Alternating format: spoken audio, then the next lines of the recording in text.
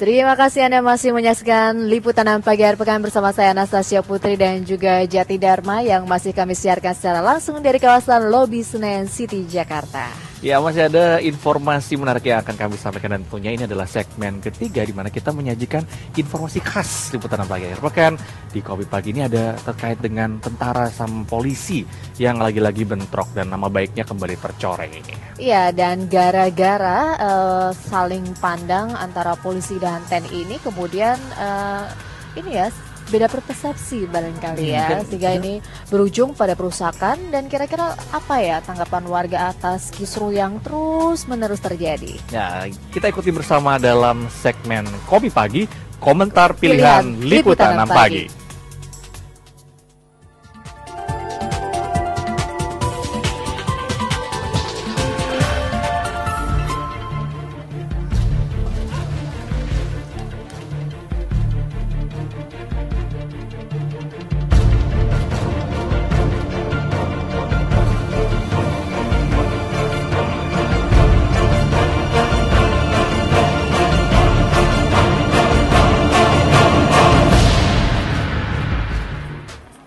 Selamat pagi saudara, lagi-lagi terjadi berita bentrokan antara tentara dan juga polisi yang ada di Karawang, Jawa Barat.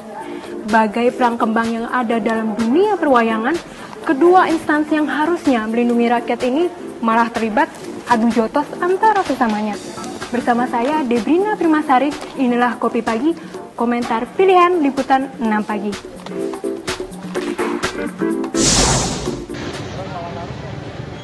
Sungguh memalukan, tapi itulah yang kembali terjadi. Tentara dan polisi lagi-lagi bentrok. Kali ini kota Karawang, Jawa Barat menjadi panggung drama yang sama sekali tidak lucu. Siang Selasa 19 November lalu, mengendarai sepeda motor dan seragam loreng serta sebagian berbaju preman, puluhan tentara dari Batalion Infanteri 305 mendatangi kantor DPRD Karawang yang saat itu tengah diramaikan unjuk rasa buruh. Mereka tidak bermaksud mengamankan demo buruh, tapi mencari dan menyerang polisi yang sedang mengawal demo itu. Cukup? Ternyata tidak. Tentara-tentara itu lalu merusak mobil Dalmas dan kendaraan dinas polisi lainnya. Belum puas, tentara yang terbakar amarah itu lalu bergerak menyerang pos polisi di depan Mega Mall Karawang, tak jauh dari kantor DPRD. Di sini mereka merusak mobil polisi dan melempar sebuah sepeda motor polisi ke parit. Akibat aksi brutal tentara ini, beberapa polisi terluka. Mereka kemudian dirawat di Rumah Sakit Cito, Karawang. Bentrok di Karawang ini dipicu masalah sepele sebenarnya. Beberapa jam sebelumnya, saat mengawal demo buruh di sekitar kantor DPD Karawang, seorang polisi, Bribka Weli, bertatap wajah dengan seorang pria yang sedang mengantar istrinya. Belakangan diketahui, pria itu adalah Praka Edi, seorang anggota Batalion 305. Saling tatap tak bersahabat itu berbuntut adu mulut, lalu adu pukul. Dijepatani dan disaksikan atasan, kedua orang itu lalu berdamai dan saling memaafkan. Tapi maaf itu ternyata hanya di bibir. Masih ada bara dendam yang belum padam, yang kemudian menyulut kemarahan yang dilampiaskan dengan menyerang dan merusak pos polisi. Pastinya sangat meresahkan masyarakat ya. Kita kan percaya, maksudnya kita mempercayakan masalah keamanan, ketentraman masyarakat itu kan kepada polisi. Kurang suka dong, masalahnya kan di aparat. Aturan harusnya untuk perlindungan masyarakat, masa memberi contoh yang kayak begitu. Menurut aku sih itu agak lebay aja ya, soalnya kan sesama pengaman negara gitu, masa saling berantem kan kayak nggak banget gitu. Saya sih nggak peduli urusan mereka. Saya sebagai warga masyarakat terima beres aja, yang penting aman negaranya, udah kelar.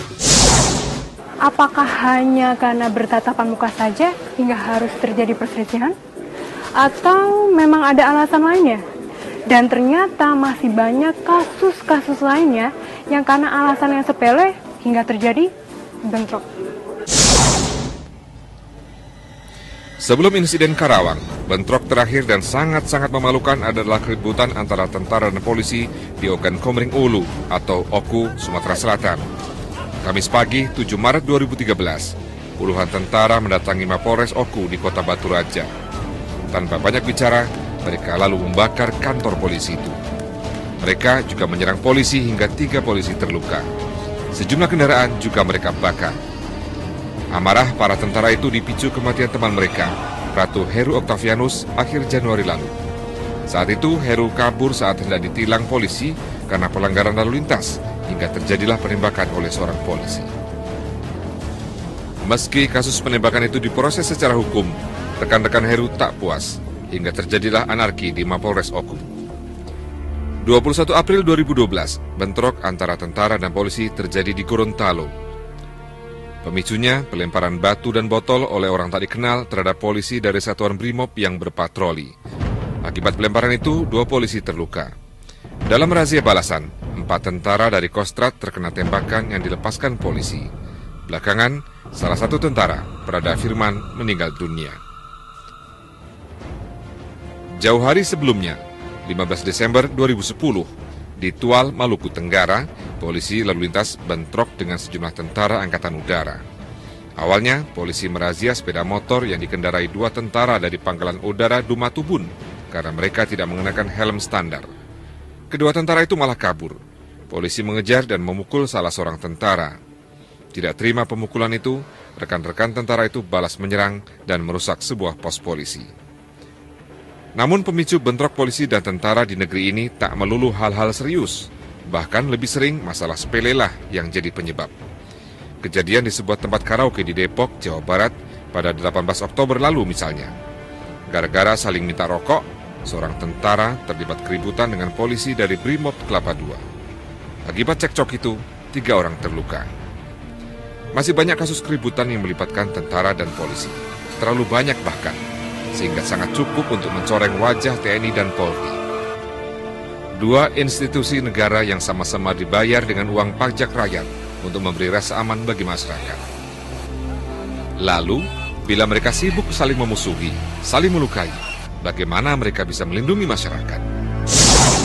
Mungkin petinggi-petinggi Polri, petinggi-petinggi TNI, atau mungkin juga Presiden juga bisa turun langsung mengatasi ini. Soalnya ini sangat memalukan juga kan. Minta deh kepada pimpinannya agar bertindak lebih tegas lagi terhadap bawahannya. Mungkin tahu ada kesenjangan sosial atau apa gimana gitu yang membuat mereka saling bertengkar. Harusnya sih Presiden turun tangan langsung karena kan TNI dan Polri itu komandonya dari Presiden.